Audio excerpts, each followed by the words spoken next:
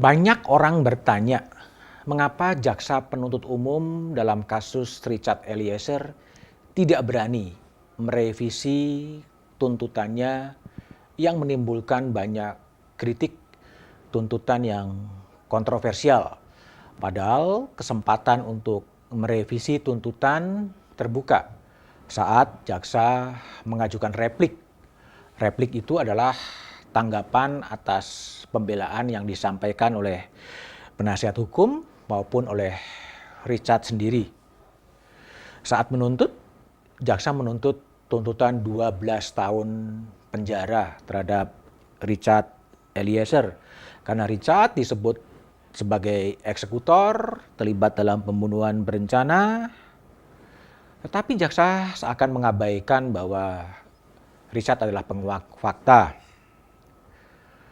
Banyak kemudian kritik yang dialamatkan kepada jaksa atas tuntutan yang sungguh tidak adil, menimbulkan kritik yang sangat keras, dan Richard Eliezer sendiri mengatakan bahwa dia merasa dikorbankan oleh jaksa, dan kemudian karena sikap jujurnya membuka kasus ini kemudian dia dimusuhi. Itu adalah sebenarnya momentum bagi jaksa untuk kemudian bisa merevisi tuntutannya di replik.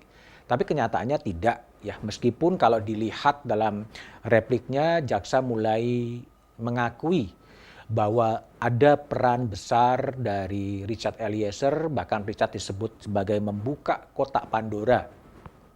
Membuka kasus ini bisa sampai ke pengadilan itu adalah karena peran dari Richard Eliezer. Tapi jaksa menyebutkan ada dilema yuridis.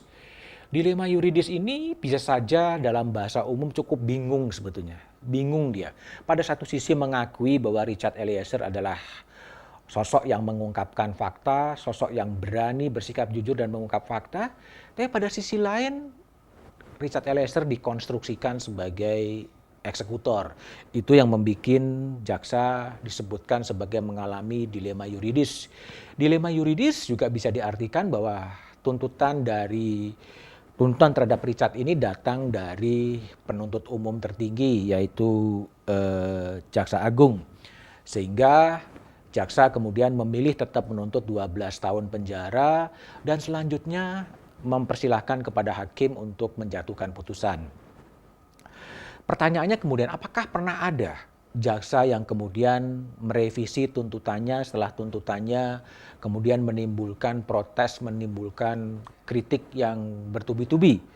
Kalau mau dilihat di peristiwa tahun 2021 dalam kasusnya Valencia di Pengadilan Negeri Karawang, sama halnya ketika Valencia dituntut ke pengadilan, jaksa menuntut 1 tahun penjara atas kasus KDRT, ribut antara Valencia dengan keluarganya, terjadi kehebohan dan kemudian kasus itu ditarik ke Kejaksaan Agung dan kemudian Jaksa Agung membentuk tim eksaminasi dan kemudian Jaksa Agung mengambil alih kasus itu dan kemudian Jaksa Agung kemudian tim dari Kejaksaan Agung kemudian merevisi tuntutan dari tuntutan 1 tahun menjadi tuntutan bebas. Dan hakim pun kemudian membebaskan Valencia. Tapi kenapa itu kemudian tidak terjadi dalam kasusnya Richard Eliezer?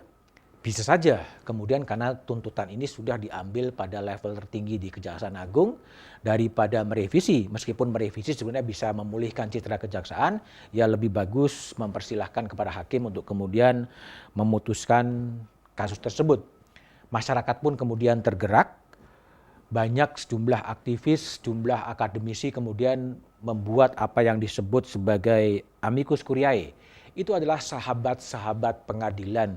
Mereka berkirim surat kepada Ketua Majelis Hakim untuk meneriakkan rasa keadilan. Di antaranya adalah Profesor Dr. Sulistyowati Irianto. Ini adalah guru besar dari Universitas Indonesia yang kemudian berkirim surat kepada Majelis Hakim untuk meneriakkan keadilan versi dari para akademisi.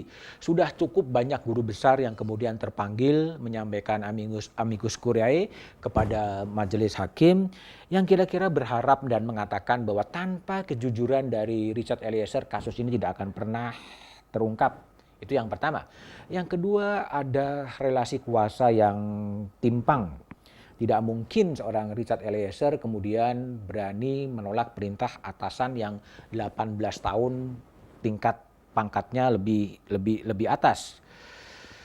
Jadi harapannya adalah bagaimana Richard Eliezer mendapatkan hukuman yang lebih ringan dibandingkan dengan terdakwa yang lain. Yang menarik dari Aliansi Akademis Indonesia adalah menulis demikian. Eliezer adalah kita. Membela dia adalah memperjuangkan akses keadilan sosial, keadilan substantif bagi seluruh masyarakat Indonesia, terutama bagi kelompok rentan, dan memberi pembelajaran berharga bagi para mahasiswa hukum yang sedang belajar di Fakultas Hukum seluruh Indonesia. Eliezer adalah kita. Saya setuju bahwa Eliezer adalah kita semua. Eliezer adalah cermin dari kejujuran yang selalu diperjuangkan oleh bangsa ini. Bangsa ini membutuhkan banyak penguak fakta lain untuk membongkar kejahatan-kejahatan yang mungkin belum terungkap.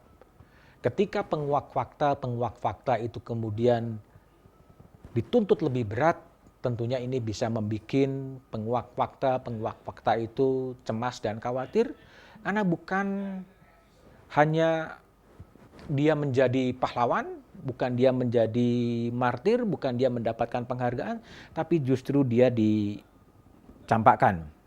Kalau penguak fakta kemudian tidak dihargai dan malah dihukum berat, akan susah. Kejahatan-kejahatan yang selama ini terjadi di bawah permukaan akan terungkap. Akankah hakim merespon? Kita tunggu saja.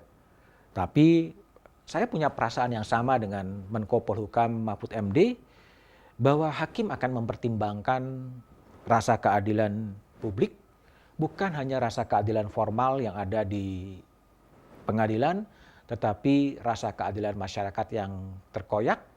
Dan semoga saja kemudian putusannya bisa menghadirkan peradaban hukum yang baru, yang lebih baik, yang lebih beradab.